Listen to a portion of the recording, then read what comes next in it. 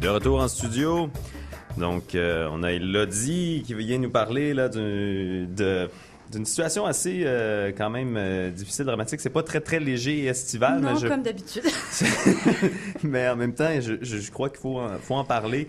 Tu veux traiter un peu de la situation des femmes dans les Émirats arabes unis en Arabie Saoudite, là, tout à fait. parce qu'on sait qu'il y a eu un cas qui a fait scandale là, dernièrement avec le cas de la Norvégienne qui a été violée à Dubaï puis a été finalement incarcérée même et qui a failli rester emprisonnée. Qui a failli rester 16 mois en prison. En fait, oui, elle a été graciée finalement. Elle a été graciée grâce en fait, à tous les jeux de coulisses diplomatiques qu'a déployé la Norvège pour la sortir de là.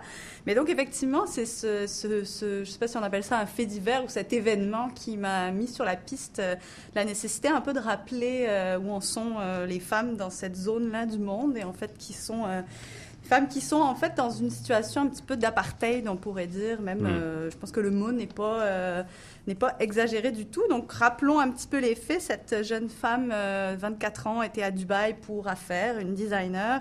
Et un soir, ça s'est passé dans sa chambre d'hôtel. Elle se réveille et elle est persuadée que elle s'est faite droguer et violer. Donc, elle veut appeler la police, mais elle se retrouve avec...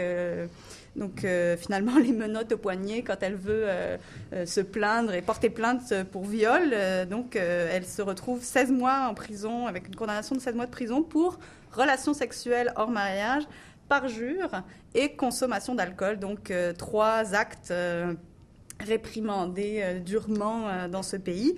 Alors, comme on le disait en ouverture, les jeux de coulisses diplomatiques se sont activés et elle a finalement été relâchée. Elle a pu rentrer. Elle s'est d'abord réfugiée dans une église norvégienne à Dubaï, puis elle a été relâchée. Le coupable a écopé de 13 mois de prison.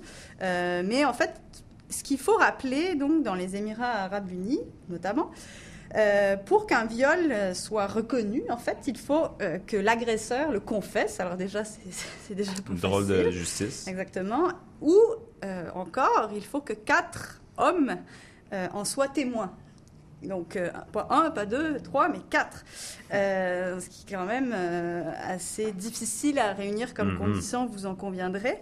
En fait, ce qu'il faut dire, c'est que aux Émirats arabes unis, comme en Arabie saoudite, s'applique la version wahhabite du Coran, qui est une version les plus obscurantistes, en fait, de l'islam, et qui a été conçue, en fait, en Arabie saoudite. Et c'est une charia, un texte de loi, en fait, qui fait foi et qui, véritablement, écrase les femmes, les considère comme des mineurs. C'est-à-dire que une femme n'a pas le même statut qu'un homme, c'est même la moitié, en fait. C'est-à-dire qu'une femme a besoin d'un gardien pour pouvoir travailler, sortir, pour aller à l'université. Et pour le travail, il faut qu'il soit jugé approprié pour une femme par un homme, c'est-à-dire son mari ou son frère ou tout homme. Donc, elles sont sous tutelle, finalement. Complètement. Ouais. Et en fait, quand l'autorisation du gardien, donc l'homme responsable, n'est pas imposée par la loi, elle peut être demandée, par exemple, par les fonctionnaires. Si jamais une femme veut travailler, par exemple, dans un hôpital, il peut y avoir une demande très officielle pour qu'un homme autorise cette femme-là à travailler. L'autre chose qu'il faut dire, évidemment, c'est que lors de divorce ou d'héritage, donc dans toutes les situations civiles, la voix de la femme compte comme la moitié de celle d'un homme. Donc, c'est ça, on peut parler véritablement de tutelle.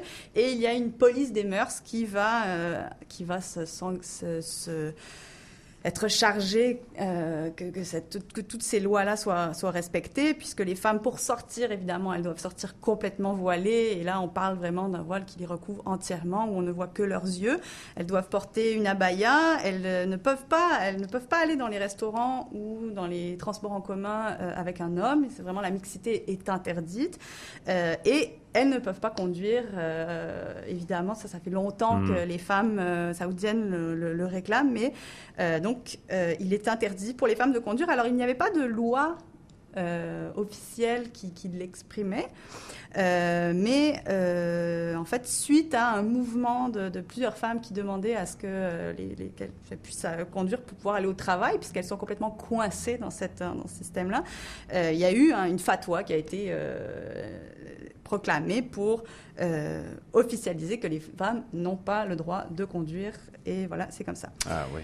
Donc, mais dans ce royaume de l'Arabie saoudite, notamment, qui produit 10 millions de barils de pétrole par jour, ce royaume-là a produit son seul film du siècle, Wajda. En fait, je voulais vous parler de la situation des femmes en Arabie saoudite. C'est un film qui vient de sortir, c'est ça? C'est ça, exactement. Donc, en fait, la mauvaise nouvelle, l'horrible nouvelle de cette jeune Norvégienne s'est retrouvée en face d'une autre nouvelle plus encourageante et plus encourageante. Disons que les deux en parallèle les deux sont intéressants à mettre en parallèle, puisque ces jours-ci, à l'Excentrice et au Beaubien, vous pouvez voir le premier film saoudien réalisé par une femme. En fait, le premier film de l'histoire de l'Arabie saoudite est un film féministe, est un film de Haïfa Al-Mansour, qui était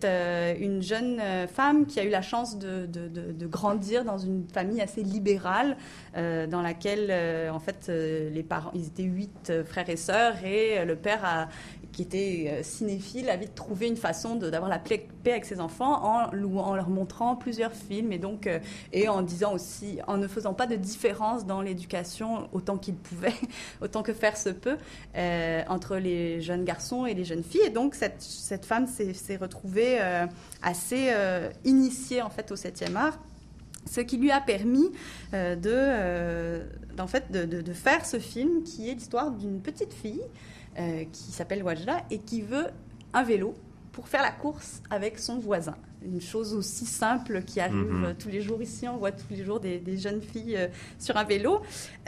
Sauf qu'en Arabie Saoudite, faire du vélo... C'est interdit pour les femmes. C'est interdit, mais c'est surtout inconvenant, disons. Ça rendrait les femmes stériles, et puis ça ne se fait pas. Mais cette jeune fille, évidemment, est tenace, et elle va décider de participer au concours de récitation coranique de son école, alors que ça l'ennuie profondément et qu'elle préfère écouter Justin Bieber dans son casque de musique. Mais elle s'attelle à cette lourde tâche pour gagner les 800 rials qui la séparent de son vélo. Et en fait, c'est cette histoire toute simple qui nous permet de rentrer dans la vie quotidienne des femmes, c'est-à-dire que aller à l'école, s'esclaffer pour des jeunes filles, il ne faut pas, c'est pas bien.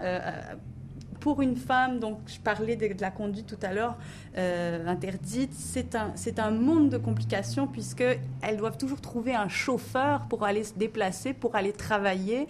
Donc même les hommes en Arabie Saoudite, évidemment, réclament que cette avancée-là arrive, parce qu'ils en ont... C'est pas quelque chose de viable, même d'un point de vue économique, en fait, pour que les femmes puissent aller travailler.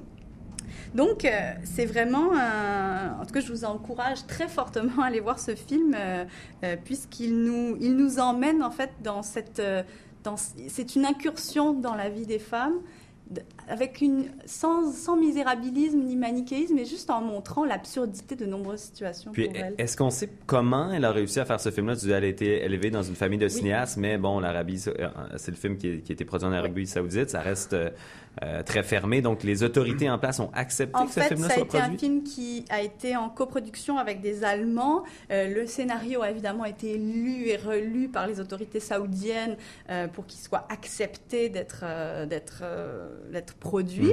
Anecdote assez cocasse, parce que le tournage a été fait aussi en Arabie Saoudite, et il y a des scènes extérieures, évidemment. Donc, une femme qui dirige des hommes dans un tournage, c'est juste impossible dans ce pays-là. Oui. Donc, elle était dans un camion avec un talkie-walkie où elle donnait ses directives au plateau. Alors après, quand il y avait des scènes à l'intérieur, là, elle pouvait reprendre son rôle de réalisatrice, mais à l'extérieur, il fallait qu'elle soit... Parce qu'il ne fallait pas choquer les gens. Et d'ailleurs, c'est ce qui est intéressant dans toute sa démarche, c'est qu'elle explique que... donc, pour répondre à ta question, Elle a d'abord elle a eu la possibilité, elle est allée aux États-Unis, rencontrer son mari, elle est allée en Australie, elle a fait ses études de cinéma à Sydney.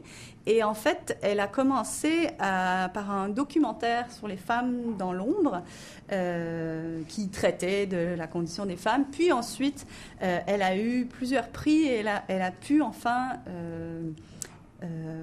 présenter son film. Elle a été acceptée au sein de la maison de production qui avait fait le film Valse avec Bachir. D'accord, oui. Et c'est comme ça, en fait, qu'elle a pu avoir une confiance de la part d'un pays qui allait la soutenir et ensuite l'aider à réaliser le film en Arabie Saoudite. Donc, c'est un travail de longue haleine. Bon, donc, ça s'améliore du côté des femmes en conclusion, quelque peu. Ça s'améliore, disons que... Alors, depuis avril 2013, les femmes ont maintenant le droit de faire du vélo. C'est quand même une avancée. C'est quand même une avancée, mais il faut dire que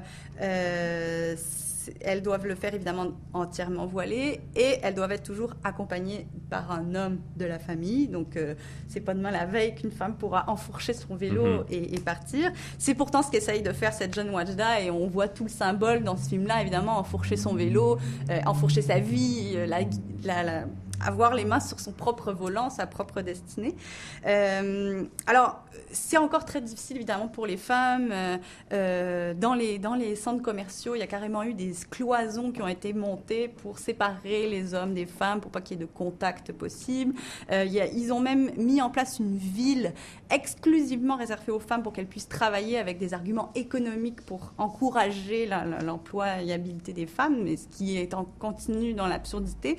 Et disons que les différentes les avancées sont minces. En 2015, elles pourront voter au municipal, mais mettons qu'il y a non seulement un problème de ségrégation grave qui peut rappeler l'Afrique du Sud entre les Blancs et les Noirs. Pourtant, les forces occidentales ne mettent aucune pression sur ces pays-là qui, évidemment, vendent du pétrole. Mais tant que les droits de l'homme, en général, les droits humains n'en feront pas plus d'avancées, je pense qu'on peut aussi être assez pessimiste sur le droit des femmes, puisqu'on est quand même dans une monarchie extrêmement sévère, extrêmement... on va suivre ça et on est loin de la coupe aux lèvres, comme on dit. Donc, en attendant, sinon, vous pouvez voir le film de Haïfa Al-Mansour qui se nomme Wajda. Ah oui, sans cinéma hésitation. excentrice au cinéma Beaubien. Mais merci beaucoup, Élodie Comtois. Merci. À bientôt. À bientôt.